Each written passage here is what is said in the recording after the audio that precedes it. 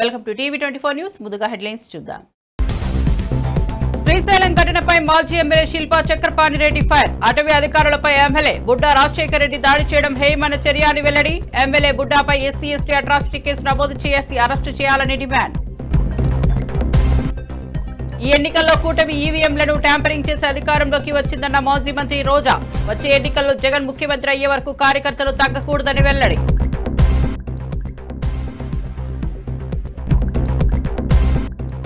BJP సచివాలయం ముట్టడికి పిలుపు దృష్ట్యా పలువురు నేతలు పోలీసు అదుపులో. మొయినాబాద్ వద్ద బీజేపీ రాష్ట్ర అధ్యక్షుడు రామచంద్రరావు అరెస్ట్. ఖండించిన కేంద్ర మంత్రి బండి సంజయ్.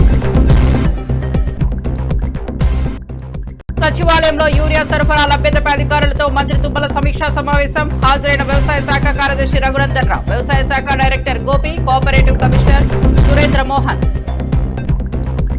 ఇక వార్త వివరాల్లోకి వెళ్తే శ్రీశైలం ఘటనపై మాజీ ఎమ్మెల్యే శిల్పా చక్రపాణిరెడ్డి తీవ్ర స్థాయిలో స్పందించారు. అటవీ అధికారులపై ఎమ్మెల్యే బుడ్డా రాజశేఖర్ రెడ్డి దాడి చేయడం హేయమైన చర్యగా ఆయన అన్నారు. బుడ్డా రాజకీయాలు బ్లాక్మెయిల్, వసూళ్లకే పరిమితమయ్యాయని ఆరోపించారు. మా పార్టీ నుంచి గెలిచి టీడీపీకి అమ్ముడైన వ్యక్తి బుడ్డా అని విమర్శించారు. ఇలాంటి నేతను పార్టీ నుంచి సస్పెండ్ చేయాలని డిమాండ్ చేశారు. అంతేకాదు ఆయనపై ఎస్సీ/ఎస్టీ అట్రాసిటీ కేసు నమోదు చేసి వెంటనే అరెస్టు చేయాలని కోరారు. ప్రజాస్వామ్యంలో ఎన్నికైన ప్రతినిధులు ఇలా ప్రవర్తించడం సమాజానికి చెడు సంకేతమని శిల్పా చక్రపాణి ఆగ్రహం వ్యక్తం చేశారు. నిర్వహణలో ఉన్నటువంటి అధికారులను కొట్టినా మీరు మామూలు కేసులు పెడతారని మేము ప్రశ్నిస్తా ఉన్నాం. మీరు నిజంగా నిజాయితీ నిరూపించుకోవాలంటే పవన్ కళ్యాణ్ గారు, సీఎం గారు, లోకేష్ గారు, మేము ఒకటే కోరుతా ఉన్నాం. ఒక వైఎస్ఆర్సీపీ పార్టీ తరఫున కోరడం లేదు, మేము ప్రజల తరఫున, దళితుల తరఫున, ఈరోజు బీసీ మైనార్టీల తరఫున అడుగుతా ఉన్నాం. మీరు ఖచ్చితంగా బుడ్డా రాజశేఖర్ రెడ్డిని ఎస్సీ/ఎస్టీ అట్రాసిటీ కేసును బనాయించి వారి పైన వెంటనే చర్యలు తీసుకుని పార్టీ నుంచి సస్పెండ్ చేయాలని కోరుతా ఉన్నాం. మీరు సస్పెండ్ చేస్తే నిజాయితీగా మిమ్మల్ని ప్రజలు నమ్ముతారు, మీ నిజాయితీని శంకించరు. మీరు ఆ విధంగా కాకుండా దళిత సంఘాలు నిన్న మొన్న ప్రయత్నం చేసి నిరసన తెలపాలని ప్రయత్నిస్తే వాళ్ళని కూడా పోలీసుల ద్వారా బెదిరించడం జరిగింది.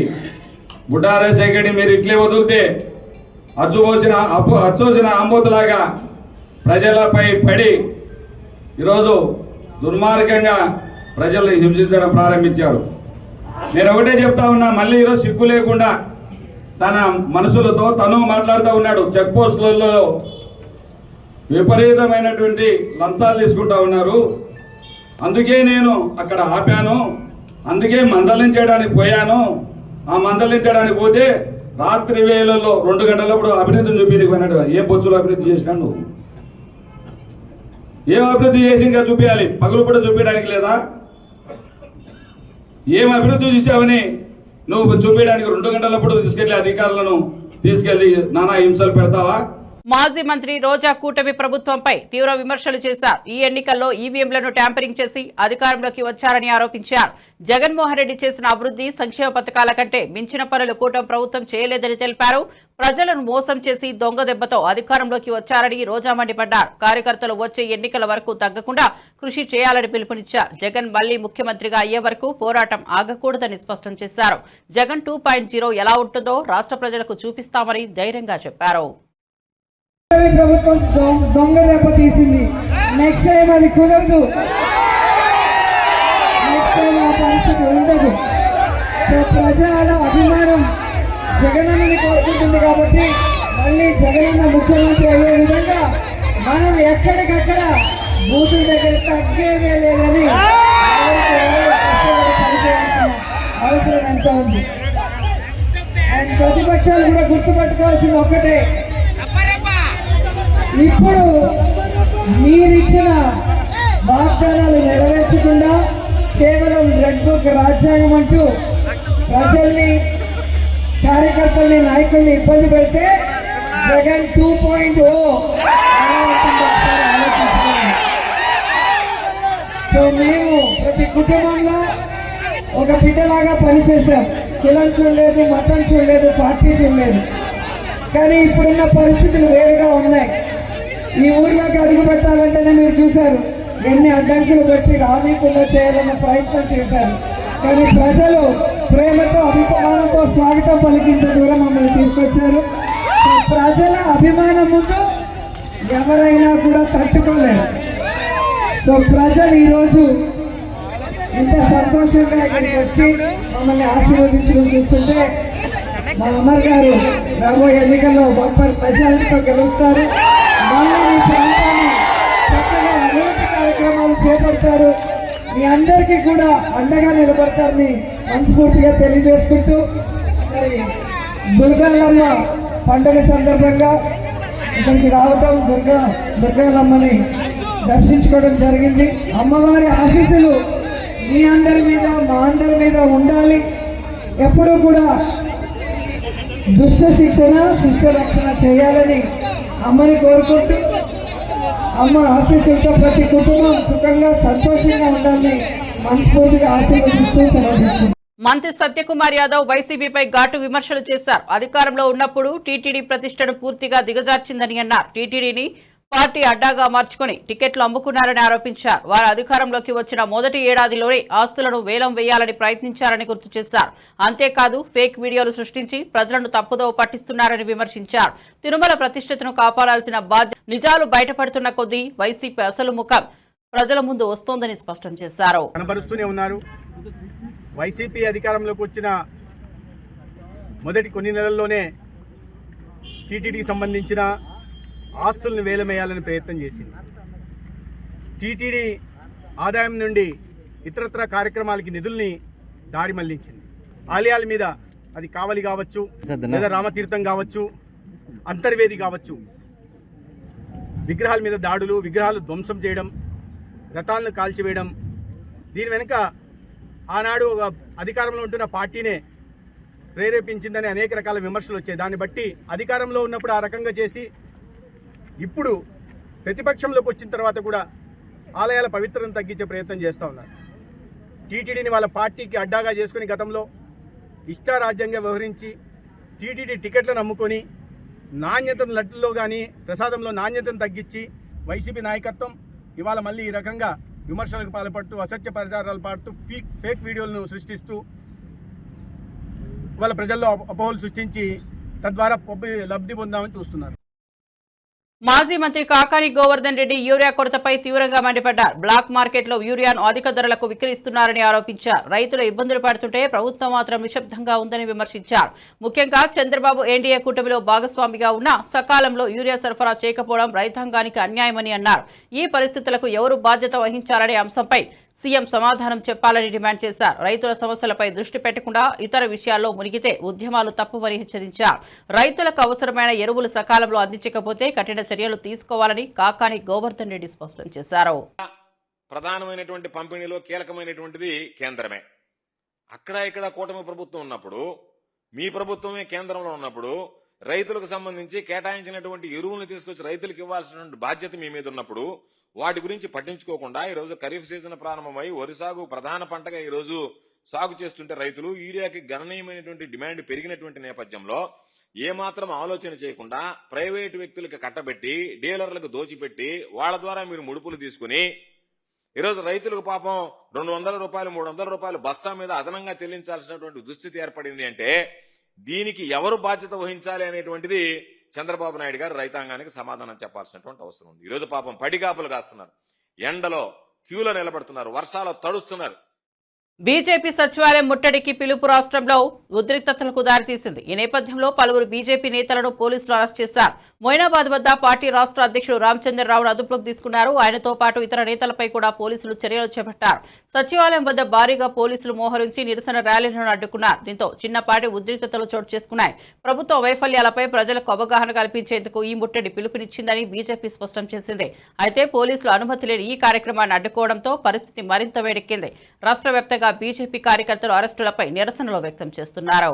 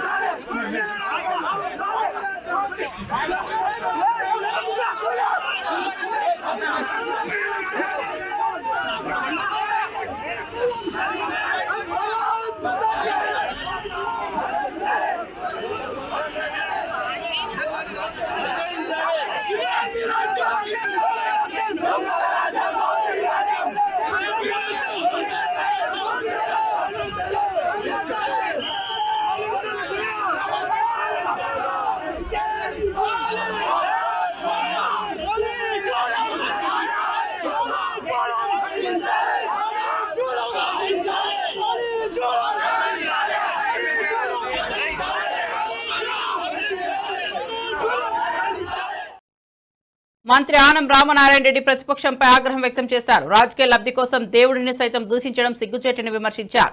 మేము అధికారంలో ఉన్నా ప్రతిపక్షంలో ఉన్నా ఇలానే ప్రవర్తించలేదని గుర్తు చేశారు. ఇలాంటి ప్రతిపక్షాన్ని ఎప్పుడూ చూడలేదని ఆగ్రహం వ్యక్తం చేశారు. ప్రజల విశ్వాసాలను భక్తి భావాలను కించపరచడం సమాజానికి హానికరమని వ్యాఖ్యానించారు. దేవుడిపై రాజకీయాలు ఆడే ప్రతిపక్షాన్ని ప్రజలు తగిన సమయంలో గుణపాఠం చెబుతారని తెలిపారు. భావోద్వేగాలను రెచ్చగొట్టే ప్రయత్నాలు ప్రజాస్వామ్య విలువలకు విరుద్ధమని స్పష్టం చేశారు. పూజించేటువంటి దైవం మీద ఇవాళ ప్రతిపక్షాలు చేసే ఆరోపణలకి సమాధానం చెప్పాల్సిన పరిస్థితి. రాజకీయ ప్రయోజనాల కోసం, నీ స్వార్థ రాజకీయం కోసం, కేవలం నీ రాజకీయ పార్టీ మనుగడను కాపాడుకోవడం కోసం ఇవాళ దేవుడిని సైతం నువ్వు వదిలిపెట్టకుండా ఒక సైకోలాగా ఇవాళ ఆనందం పొందడానికి దేవుణ్ణి కూడా దూషించే పరిస్థితి వచ్చింది మీకు. కాంగ్రెస్ నేత జగ్గారెడ్డి మంత్రి కేటీఆర్ పై తీవ్ర విమర్శలు గుప్పించారు. 10 ఏళ్లు మంత్రిగా ఉన్న రాజకీయ పరిపక్వత రాలేదని ఎద్దేవా చేశారు. తెలంగాణ ఇచ్చిన కాంగ్రెస్ ను ఇప్పుడు చిల్లర పార్టీగా మాట్లాడడం కేటీఆర్ దురహంకారం అని అన్నారు. కాంగ్రెస్ త్యాగాల పార్టీ అయితే కల్వకుట్లది డ్రామాల కుటుంబం అని విమర్శించారు.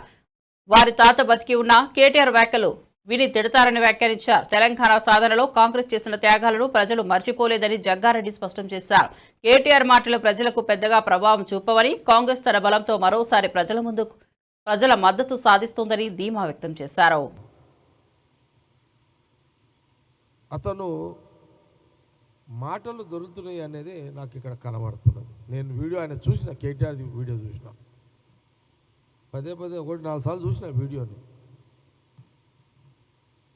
ఒక బాధ్యత గల నాయకుడు ఒక బాధ్యత గల ఒక ప్రతిపక్ష నాయకుడు కొడుకు కేసీఆర్ కొడుకు కేటీఆర్ ఒక బాధ్యతాపరంగా మాట్లాడాల్సిన మాటలు కాకుండా ఇప్పుడు కేటీఆర్ మాటలు ఎవరు సమర్థిస్తారు? కాంగ్రెస్ పట్ల ఆ రకమైన విమర్శలు చేస్తే తెలంగాణ ప్రజలు, దేశ ప్రజలు ఎవరు కూడా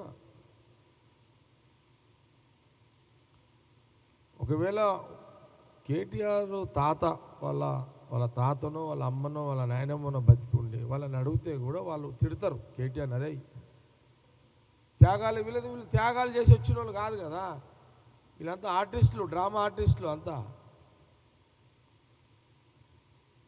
ఇదంతా డ్రామా ఆర్టిస్టులు. ఇప్పుడు తెలంగాణ రాష్ట్రం కోసం ఇది సిద్దిపేట, ఖమ్మం జైలు, తర్వాత నిమ్స్కి తీసుకొచ్చిండు. నన్ను ఎన్ని రోజులు అనుకున్నావు నిరాహార దీక్ష, తిండి తినకుండా?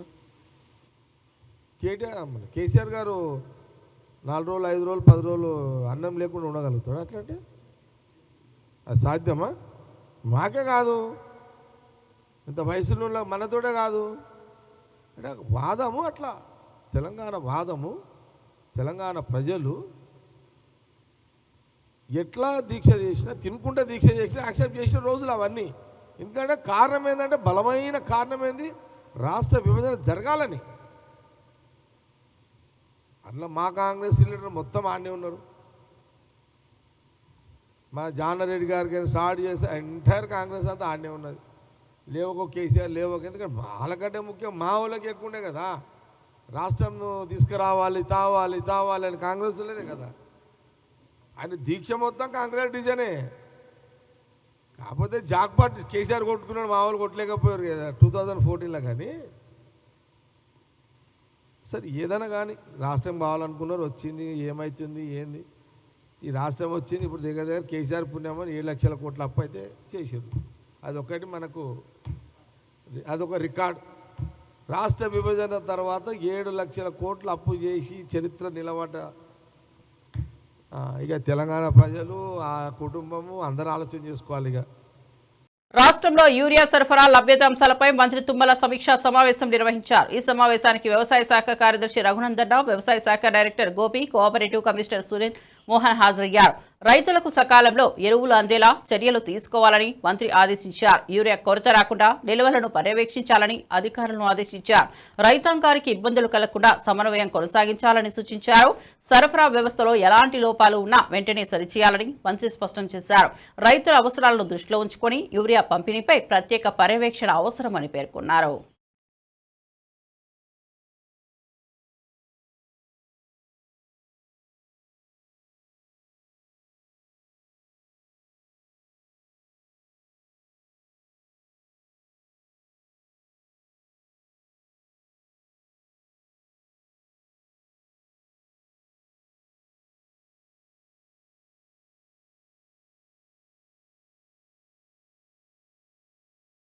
తిరుమల శ్రీవారిని పలువురు ప్రముఖులు దర్శించుకున్నారు. రాష్ట్ర మంత్రి డోలా బాల వీరాంజనేయ స్వామి ప్రత్యేక పూజల్లో పాల్గొన్నారు. సుప్రీంకోర్టు న్యాయమూర్తి సంజయ్ కరోల్ దంపతులు స్వామివారి ఆశీర్వాదం పొందారు. అలాగే భారత చైతన్య యువజన పార్టీ అధ్యక్షుడు బోడే రామచంద్ర యాదవ్ కూడా దర్శనానికి హాజరయ్యారు. వీరందరికీ తిరుమల దేవస్థానం అధికారులు సత్కారం చేశారు. భక్తులతో నిండిన ఆలయ ప్రాంగణంలో ఆధ్యాత్మిక వాతావరణం నెలకొంది. శ్రీవారి సేవలతో తాము ఆనందభరితులయ్యామని ప్రముఖులు తెలిపారు. తిరుమలలో వీఐపీ దర్శనంతో భక్తుల రద్దీ మరింత పెరిగింది.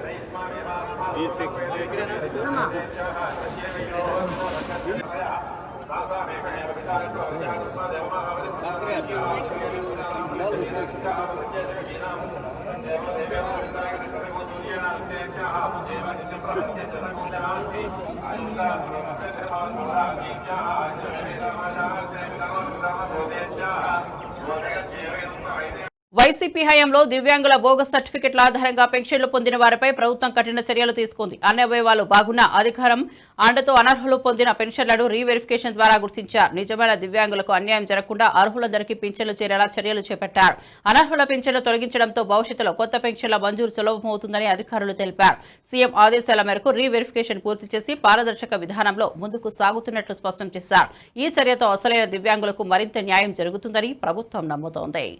డిజేబిలిటీ పెన్షన్స్ తీసుకుంటున్నారనే విషయం వెలుగులోకి వచ్చింది. అప్పుడు గౌరవ ముఖ్యమంత్రి గారు ఇది ఎంతవరకు కరెక్ట్ అన్నది ఒక విశ్లేషణ చేయమంటే, వికలాంగుల పెన్షన్ గత 5 సంవత్సరాల్లో సుమారు 2,07,000 మంది కొత్త మందికి ఇవ్వడం జరిగింది. అంతకు ముందు ఉన్నటువంటి నెంబరు 6 లక్షలు. 15 సంవత్సరాలుగా 6 లక్షలు ఉంటే కేవలం 5 సంవత్సరాల్లోని 2,10,000-7,000 పెన్షన్స్ కొత్తగా ఇవ్వడం జరిగింది. ఎందుకు అలాగే ఇవ్వడం జరిగింది అనేది విశ్లేషణ చేయగా, చాలా అనర్హులకి గత పరిపాలనలో అనర్హులకి చాలా మందికి పెన్షన్స్ వికలాంగుల పెన్షన్ సర్టిఫికేట్స్ ఇవ్వడం జరిగింది అనేది వెలుగులోకి రాగా, మేము మొత్తం అన్ని సర్టిఫికేట్స్ ని కూడా వెరిఫై చేయమని గౌరవ ముఖ్యమంత్రి గారు ఆదేశాలు ఇవ్వడం జరిగింది. చాలా పారదర్శకంగా, అంటే ఎవరైతే హెల్త్ పెన్షన్స్ ఉన్నాయో వాళ్ళ ఇంటికి డాక్టర్ వెళ్లి వెరిఫికేషన్ చేయడం జరిగింది. ఎందుకంటే 9 months ప్రాసెస్ ఇది, ఈ రోజు చేసింది కాదు. సుమారు 9 నెలలుగా దీని ప్రాసెస్ ఇనిషియేట్ చేశారు. ఎక్కడా కూడా అధికారులకి గాబరా పెట్టలేదు, లేకపోతే అధికారులకి ప్రెజర్ పెట్టలేదు. చాలా పారదర్శకంగా, చాలా ట్రాన్స్పరెంట్ గా చెప్పడం జరిగింది. ముందుగా ఈ వికలాంగులకి పలానా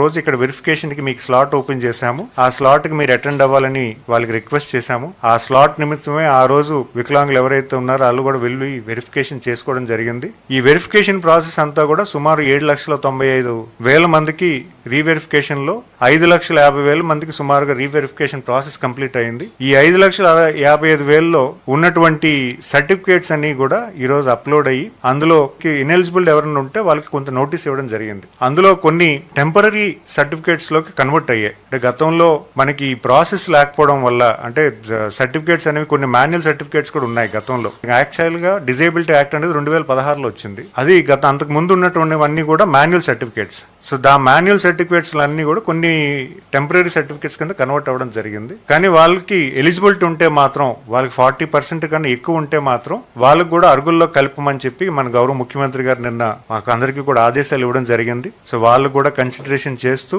రేపు పెన్షన్ వాళ్ళకి ఆగకుండా చేయడానికి కూడా మేము కార్యాచరణ చేస్తున్నాము.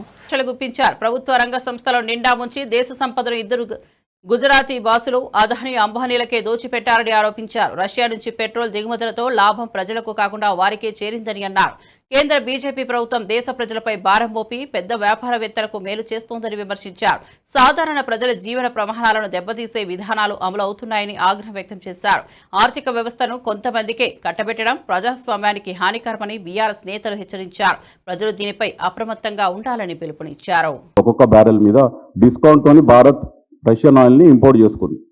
తద్వారా ఏం జరిగింది అంటే, ఆనాడు దేశ ప్రజలకు చెప్పింది ఏంటంటే 2022లో డిస్కౌంటెడ్ ప్రైస్కి రష్యా నుంచి క్రూడ్ ఆయిల్ భారత్ ఇంపోర్ట్ చేసుకుంటే, ఇక్కడున్నటువంటి వినియోగదారులు పెట్రోల్ డీజిల్ మీద ఏదైతే మన వినియోగదారులు భారతదేశం సంబంధించిన మన ప్రజలు, వాళ్ళకి రిలీఫ్ ఉంటుంది.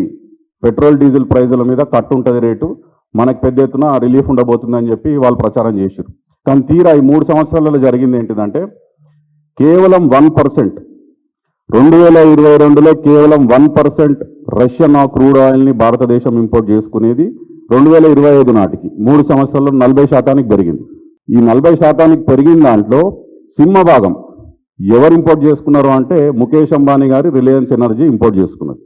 ముఖేష్ అంబానీ గారి రిలయన్స్ ఎనర్జీ దాదాపు ఈ సంవత్సరం 77 మిలియన్ బ్యారెల్స్ ఇప్పటివరకు ఇంపోర్ట్ చేసుకుంది.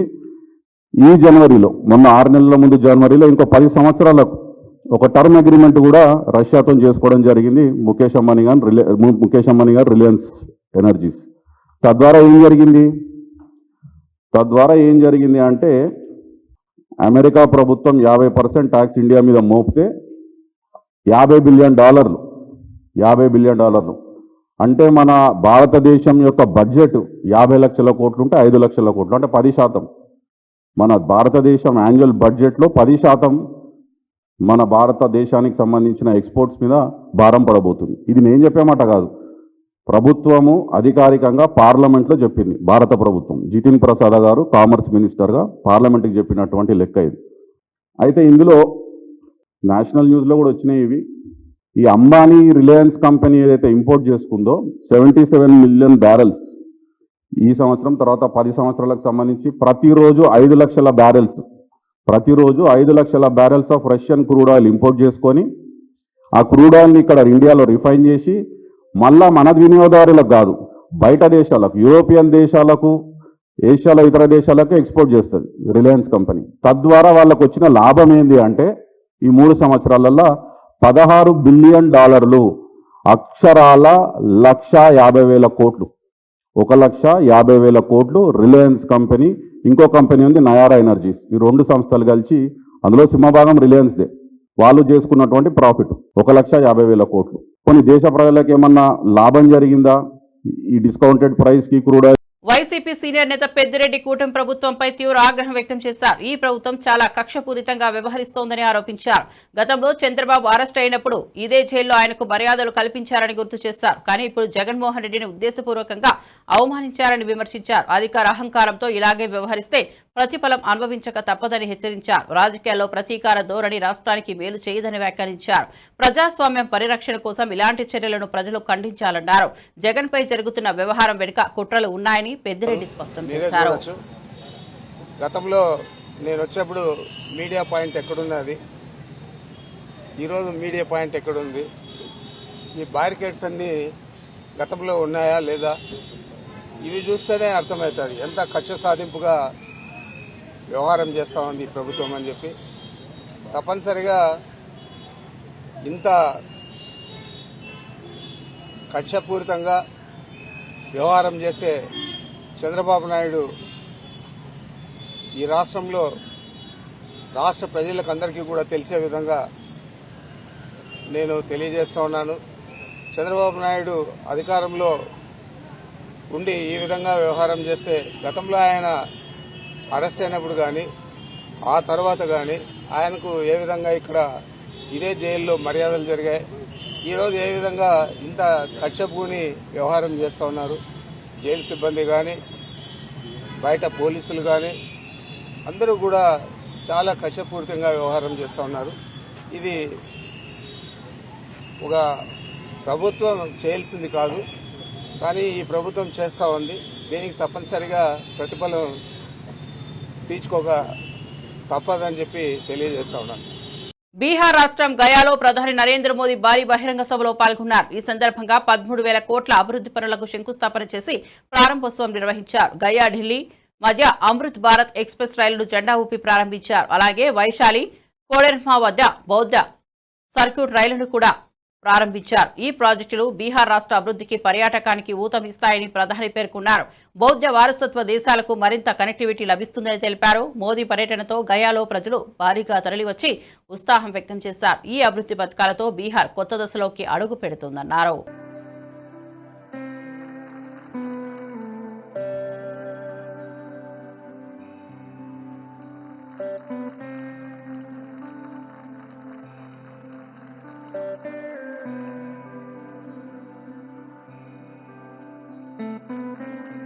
తండ్రి నుంచి ఆస్తి బదిలీ చేసుకున్న ఓ కూతురు ఆయనను రోడ్డుపై వదిలేసిన ఘటన ముదార్నగర్ లో వృద్ధుల దినోత్సవం రోజు జరిగింది. దీనిపై సయ్యద్ అహ్మద్ అలీ కూతురుపై పిటిషన్ వేశారు. Parents and senior citizens act 2007 కింద ఎంఆర్ఎం అధికారి జ్యోతి బృందంతో వెళ్లగా కూతురు ఇష్రా అహ్మద్ తలుపు వేసుకుని 2 గంటలు వెయిట్ చేయించింది. చివరికి తలుపు బద్దలు కొట్టి ఆయన్ని ఇంట్లోకి తీసుకెళ్లి తిరిగి ఆయనకి అప్పగించారు.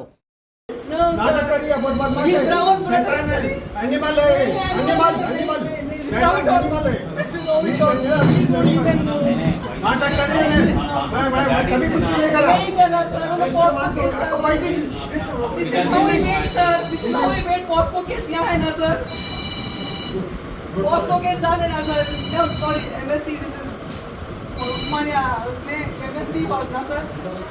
हाउ दिस इज ऑल, ये सब झूठ है sir. This is how he broke. See सब नाटक नहीं करे पापा, डॉक्टर को पैसे लेके वो कर दिए सब झूठ बोल रहे हो. मारो मैंने मारा है. मेरे बच्चों को क्यों मारे, मेरे बच्चों को क्यों मारे आप? This is how you people are all watching and he's repeating and going and you're telling to take care of him. I don't know. Hey.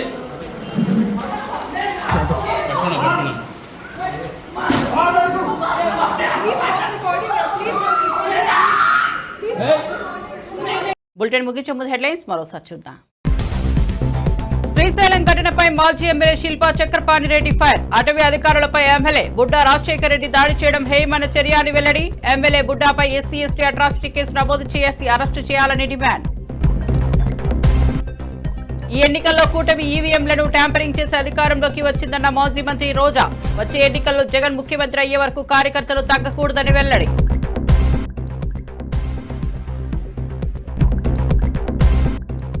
BJP సచివాలయం ముట్టడికి పిలుపు దృష్ట్యా పలువురు నేతలు పోలీసు అదుపులో. మొయినాబాద్ వద్ద బీజేపీ రాష్ట్ర అధ్యక్షుడు రామచంద్రరావు అరెస్ట్. ఖండించిన కేంద్ర మంత్రి బండి సంజయ్. సచివాలయంలో యూరియా సరఫరా లభ్యతపై అధికారులతో మంత్రి తుమ్మల సమీక్షా సమావేశం. హాజరైన వ్యవసాయ శాఖ కార్యదర్శి రఘునందన్ రావు, వ్యవసాయ శాఖ director Gopi, cooperative commissioner Surendra Mohan. మరిన్ని అప్డేట్స్ కోసం చూస్తూనే ఉండండి టీవీ 24 న్యూస్.